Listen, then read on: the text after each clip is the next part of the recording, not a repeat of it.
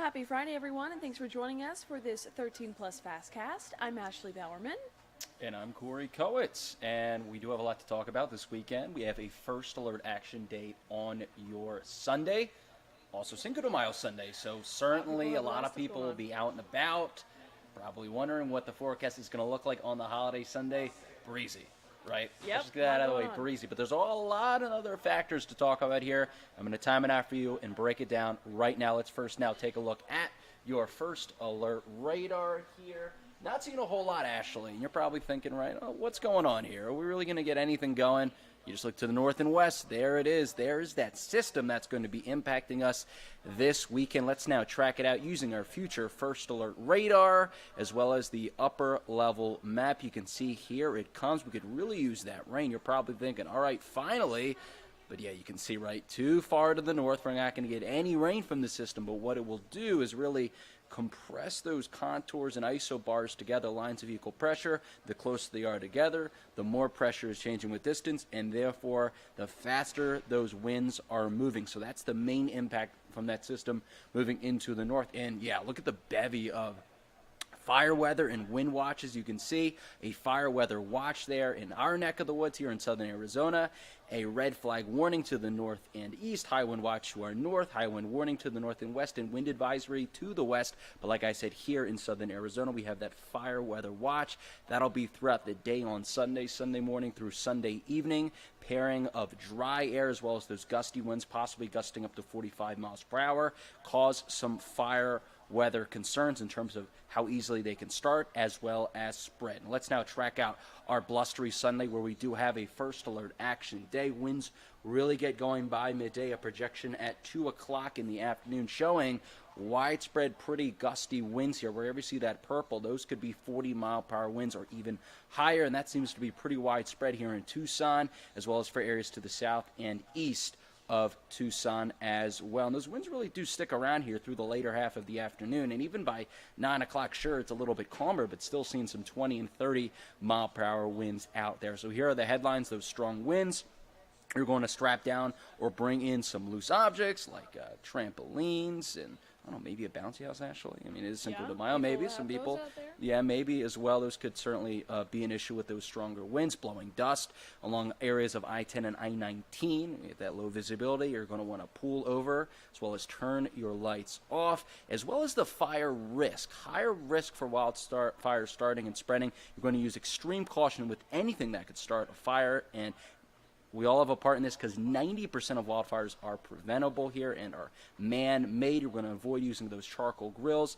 Don't toss your cigarettes, checking your tow chains on your car, as well as using tools that don't spark, right? So here, those are some things you can do to really prevent any wildfires from starting and therefore spreading on your first alert Sunday. But hey, Ashley, check it out. Nice temperature-wise, right? Besides the windy conditions on Sunday and all the hazards that come with it. Oh, yeah. 90, 89, I mean, that's perfect pool weather, right? And it seems to be the case there. Region-wide, we'll have really nice temperatures, right around 90 in Safford, high 80s in Douglas, and the low to mid-80s in Sierra Vista. Not too bad. So before we get to that windy day on Sunday, we got a really nice day tomorrow for your Saturday.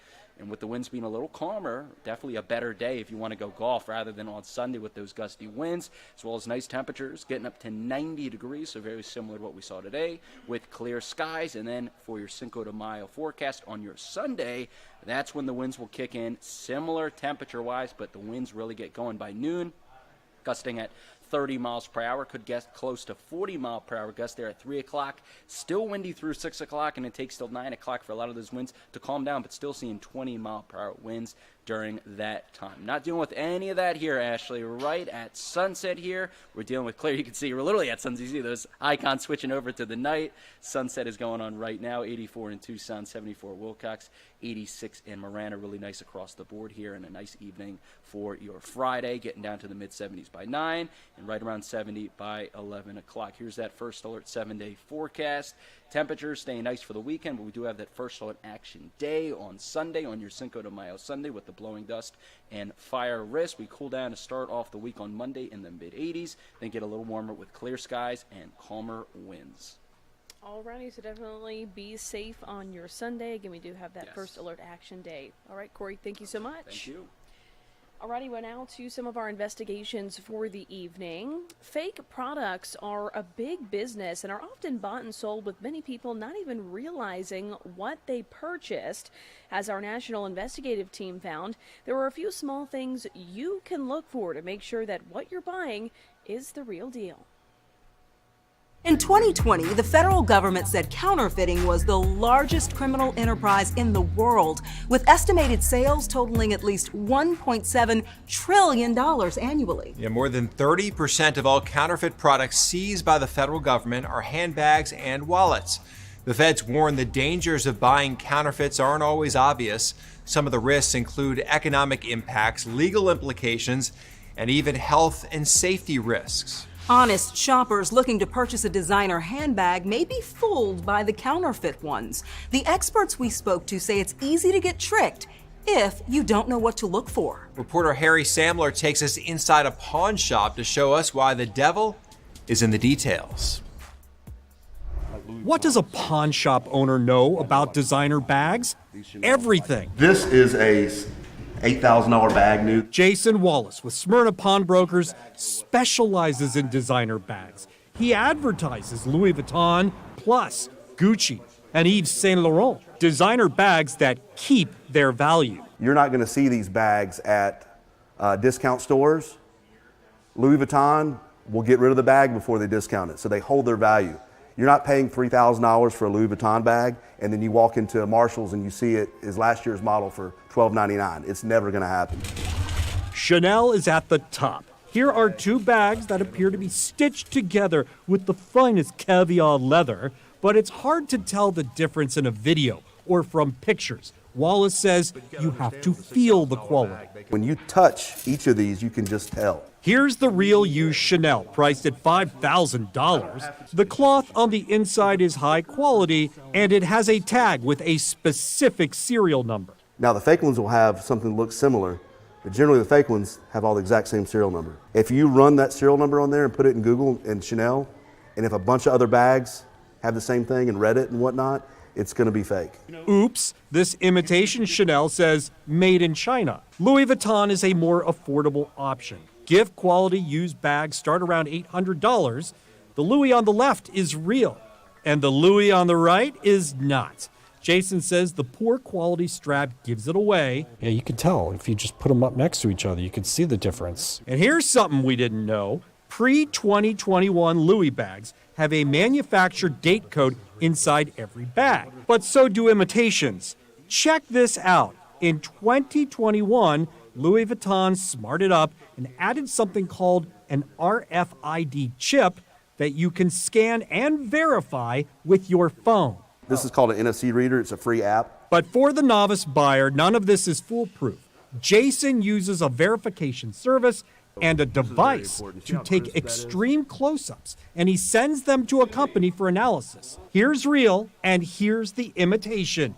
It is not even close. Are you going to have to go through your closet tonight to make sure you don't have any knockoffs? I'm not admitting to anything, but this is what I will tell people, is that if you see a Louis Vuitton bag for $60, it's probably not real. I would say it's definitely not real, definitely right? not real, Yes. yeah. And if you suspect someone is selling or producing counterfeit goods, you can call the Intellectual Property Rights or IPR Center hotline at 1-866-477-2060. Well, there are clearly a lot of things you can do to make sure that those bags that you are buying are legit or not. Well, now to our next story tonight. It is no secret that raising children is expensive, but as Susan Campbell found out, a lot of parents admit they're still surprised at just how much they actually spend. Of course, everything adds up, and parents say they are spending thousands and thousands of dollars every year for each child. From childcare to sports, music lessons, and loads of food. You know kids are expensive. But have you ever actually tallied up the total cost? The average amount that people say that they're spending on their kids per year is about $11,500. It's an awful lot of money. And that's per kid, from infant to 18. Lending Tree's Matt Schultz says the majority of parents, 3 out of 4, say raising children has been far more expensive than they expected. But the truth is that every age of kid brings with it its own costs.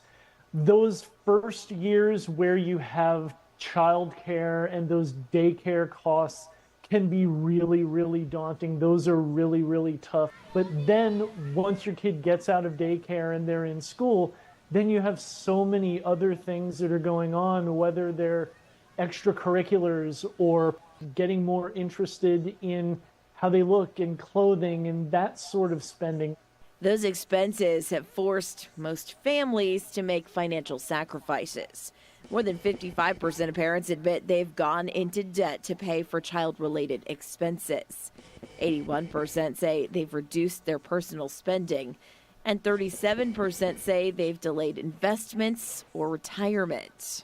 The degree that you need to make those sacrifices will vary depending on your financial situation, but the truth is that a lot of people need to make them, and it's important that you kind of take control of your own finances by choosing what those sacrifices would be. To cut costs, you have to start with a budget. If you've never made a budget before, Matt suggests taking a few weeks to track all of the money that's coming in and going out. Then after you have all that information, write out a plan, making sure your priorities are at the top of your budget. I'm Susan Campbell.